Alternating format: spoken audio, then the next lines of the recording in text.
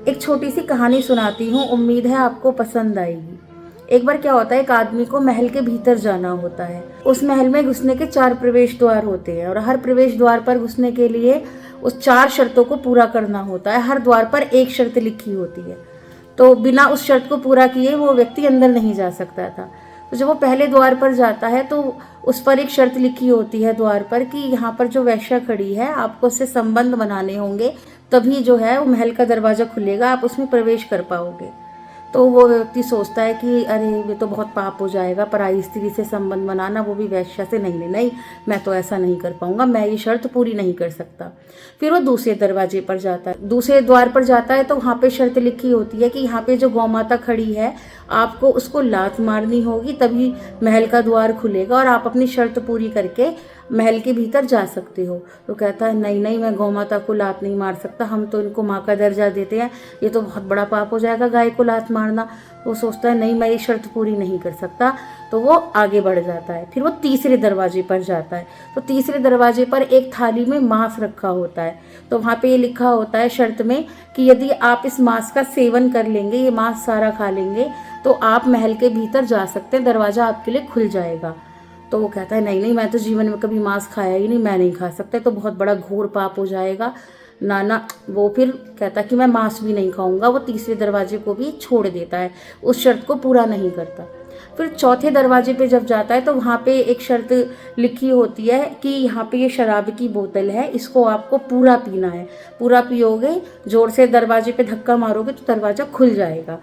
तो वो कहता है यार कि ये 3 शर्तों से जो चौथी शर्त है, ये वो फिर भी धर्म के विरुद्ध कम है। तो क्या करता है, वो सोचता है कि चल मैं इस शराब को पी लेता हूँ। तो शराब को पी लेता है। शराब पीते ही उसकी बुद्धि भ्रष्ट हो जाती है, उसको भूख लगती है, नमकीन खाने की इच्छा होती है।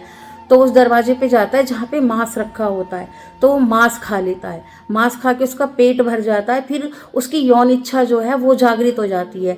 फिर वो पहले द्वार पर जाता है जहाँ पे वो वेश्या खड़ी होती है, वहाँ पे जाके वो वेश्या से संबंध बनाता है।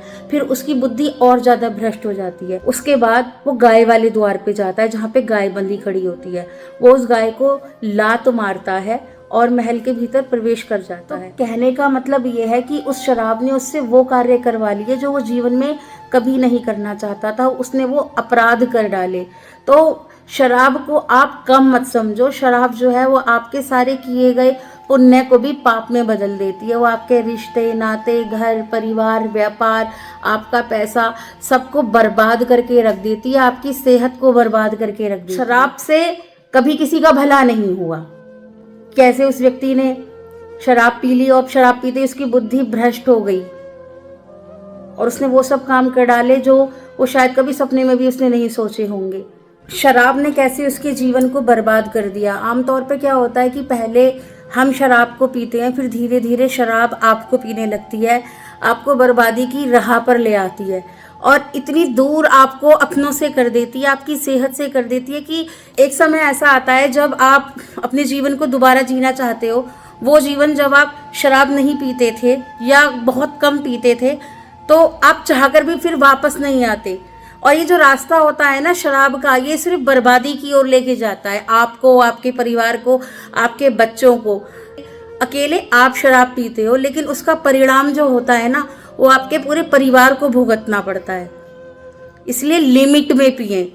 वैसे तो पिए ही ना, लेकिन पीनी है तो लिमिट में पियो, इतना नहीं कि अपने आप को बर्बादी की राह पर ले आओ। उम्मीद है आपको कहानी पसंद आई होगी मेरी। धन्यवाद।